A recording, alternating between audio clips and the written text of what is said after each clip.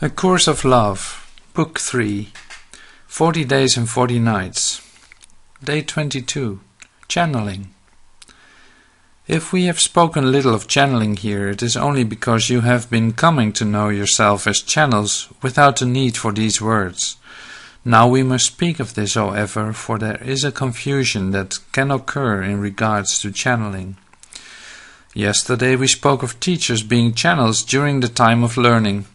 It was also noted that you realized that all of life is a channel. There is a big difference between seeing a teacher as a channel, all of life as a channel, and the self as a channel or channeler. Let's look at the idea of channeling as simply as an idea of expression, but an idea of expression that is given and received, received and given. When the word channeling has been used in reference to spirituality, it has often been used to indicate an intermediary function.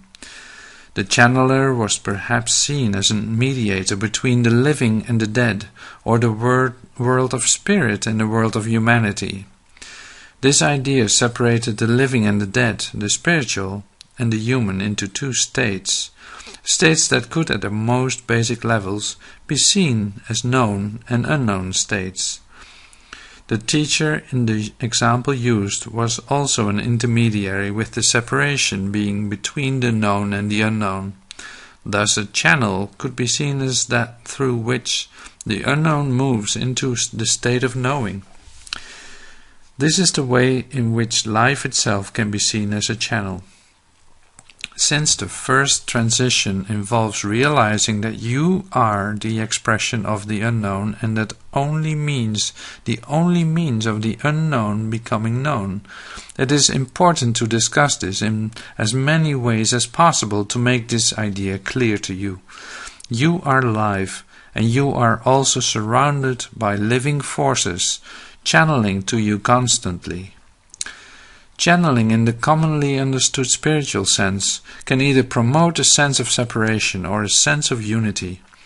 The sense of separation comes when the channel is seen as having something unavailable to everyone rather than being seen as a means to provide or channel availability to everyone. What each person channels is unique and only available through their expression. The availability is there for everyone. The means of expression is there for everyone. What is expressed is different because it is a combination of the universal, what is available, with the individual, what is expressed. Whether one chooses to avail oneself of the channeled or expressed universality of another is a choice, and another indicator of the uniqueness of channeling. The universal is everything. The channel is what, from among everything, is allowed reception and expression. Some will find many avenues of channeling available to them, both through themselves and through spiritual channels, without realizing that both are the same because both require a choice to allow entry or union. In this choice, the universe, what is available, is channeled through the expression of the individual desires. Every choice is thus a means of channeling. It is taking the infinite number of experiences or information available and channeling only what one desires to know.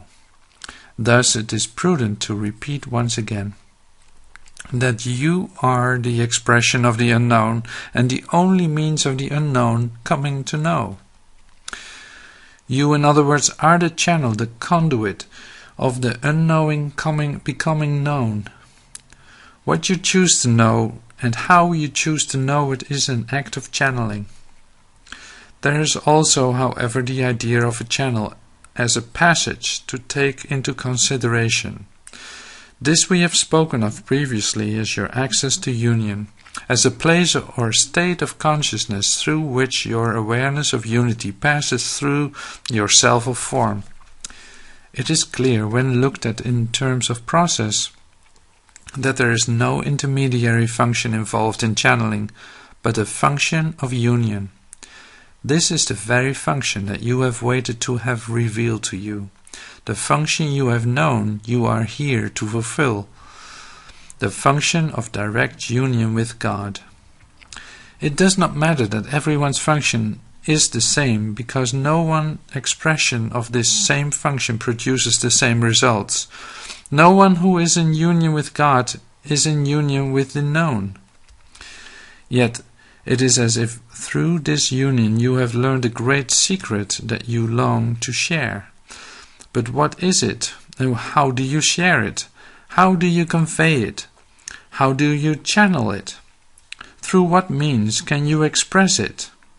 Can you put it into words, make it into images, tell it into a story? You will feel as if you will burst if you cannot share the union that you touch when you fulfill your function of direct union with God.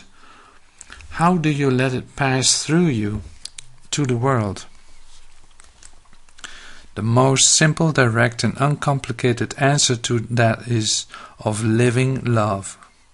The simple answer is that you must express the unknown that you have touched, experienced, sensed, or felt with such intimacy that it is known to you, because the knowing becomes real in the making known.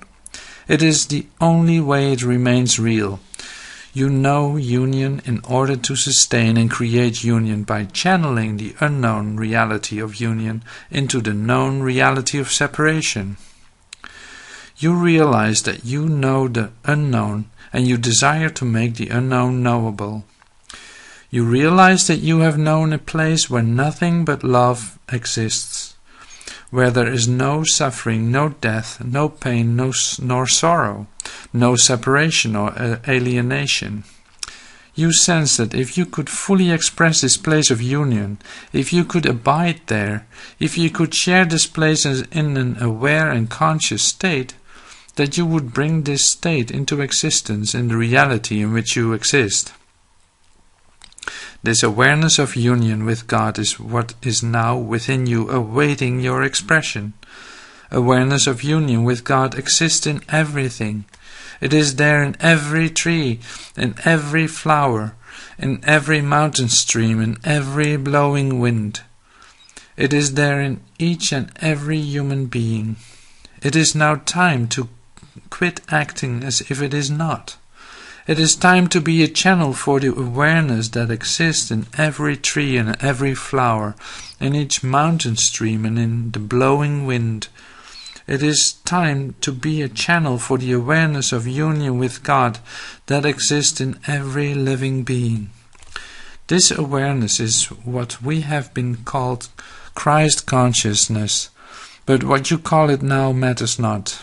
All the words that have been expressed here, that say so many similar things in so many different ways, are words that are simply calling you to realization of your union with God and to the new world you can create once you accept and make real this union.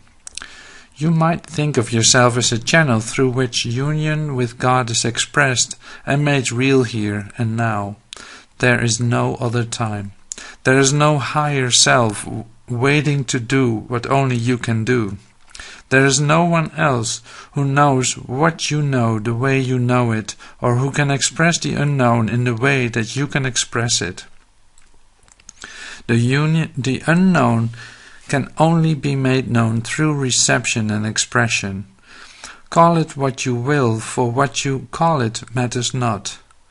Throw out all the words that express the unknown in ways that you would not, and find your own.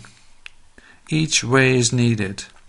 Remember only the feeling that a place of union exists in which you know God, in which you know love, in which you know of joy without sorrow, and life everlasting. This is the great unknown that you can make known.